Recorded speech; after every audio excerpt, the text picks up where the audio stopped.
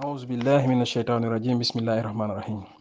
Allah subhanahu wa ta'ala nous dit aussi que Kalla sawfa ta'lamun, thumma kalla sawfa ta'lamun. Ça veut dire, vous allez certainement, euh, on va vous dévoiler la vérité.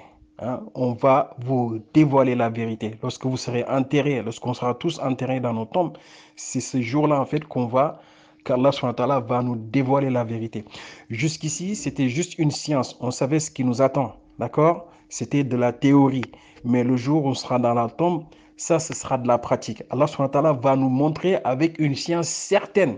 Jusqu'ici, c'était juste de la théorie. On nous a dit que les épreuves de la tombe, ça commence ceci, ça commence cela. Il va y avoir les anges, Nakir wa Munkir, qui vont nous poser des questions. Tout ça, en fait, ça reste théorique. Mais Allah subhanahu wa ta'ala nous dit, attention, cette théorie-là, elle va prendre fin lorsque vous allez rentrer dans votre tombe.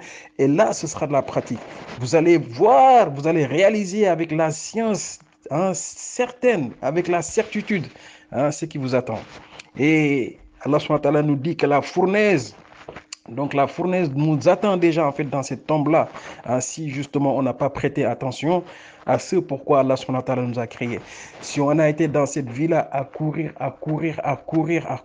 et à reléguer Allah subhanahu wa ta'ala au second plan, le jour où on sera dans notre tombe, on verra avec l'œil de la certitude, avec une science certaine, ce qu'est la fournaise. Donc Allah subhanahu wa ta'ala nous met vraiment en garde, que dans cette vie-là, il ne faut surtout pas oublier ce pourquoi on a été créé. Allah subhanahu wa ta'ala, le prophète sallallahu alayhi wa sallam nous a dit que dans cette vie-là, l'argent qu'on gagne, la subsistance que Allah subhanahu wa ta'ala va nous donner, il n'y a que trois parties.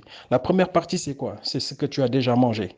Allah subhanahu wa ta'ala t'a donné de l'argent, t'as acheté des choses, t'as mangé, alhamdulillah, ça c'est pour toi. C'est ta subsistance. La deuxième chose, c'est ce que tu as porté, ce que tu as utilisé jusqu'à ce que ce soit usé. Ça, c'est pour toi. Ça, ok, tu l'as utilisé, c'est ton risque. C'est ton risque à toi. Ta subsistance, tu l'as utilisé. La troisième chose, c'est la sadaqa que tu as fait. Allah subhanahu wa ta'ala t'a donné de l'argent, tu as fait des sadaqas, tu as fait des choses. Ça aussi, c'est ton risque. Ça va te profiter. D'accord? Il n'y a que ces trois façons où les choses vont te profiter. Ce que tu as mangé jusqu'à ce que tu as digéré, ce que tu as porté jusqu'à ce que tu as usé, et les sadaqas que tu as donnés et qui sont partis se loger dans ton compte de bonne action pour Yom al-Qiyamah. Tout le reste ne t'appartient pas. Tout le compte bancaire que tu as laissé ici, ça va passer après à tes successeurs. Les maisons que tu as laissées ici, ça va passer à tes successeurs. Toute la richesse que tu as laissée ici, cette course à la richesse que tu as laissée ici, en fin de compte, c'est même pas à toi, ce n'est même pas bénéfique parce que ça va aller chez tes successeurs qui vont en faire ce qu'ils veulent parce que ce n'est plus ta richesse. Donc Allah subhanahu wa ta'ala nous met en garde contre la façon dont également on peut utiliser nos risques. D'accord?